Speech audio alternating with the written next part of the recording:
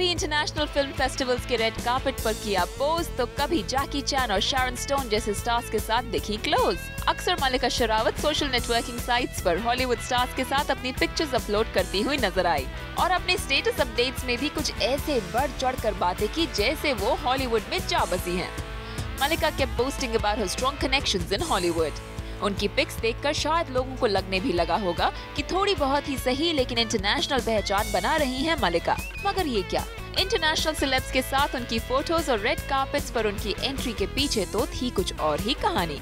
It is believed that Mallika had hired agents and publicists जो उन्हें ऐसे international events तक पहुंचाए और इसी बहाने मिस शेरावत को भी इंटरनेशनल सेलेब्स के साथ थोड़ी लाइमलाइट मिल जाए। यही नहीं, हॉलीवुड के स्टार्स अपॉइंट करते हैं कुछ ऐसे एडवर्टाइजर्स और पब्लिसिस्ट जो उन्हें सोशल नेटवर्किंग साइट्स पर एडवर्टाइज करें।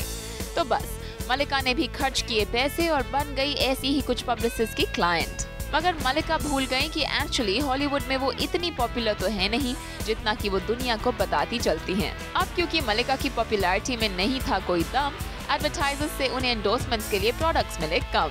Reportedly, Mallika has been heard saying that she wants to concentrate on Bollywood. We do understand Mallika कि बॉलीवुड पर ध्यान देना आपके लिए कितना जरूरी है।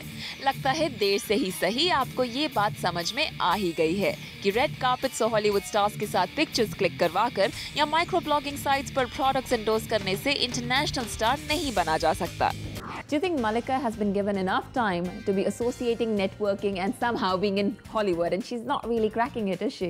I don't think she can crack it in Bollywood or Hollywood.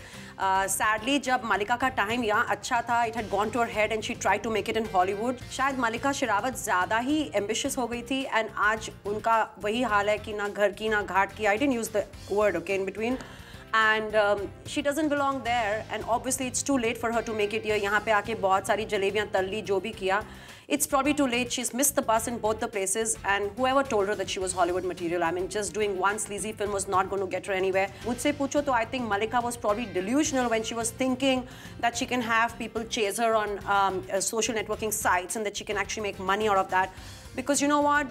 Hollywood की तो बात ही छोड़ो, Bollywood में भी हर second girl is ready to take off her clothes. So what is Mallika Sherawat doing today that no other girls are doing?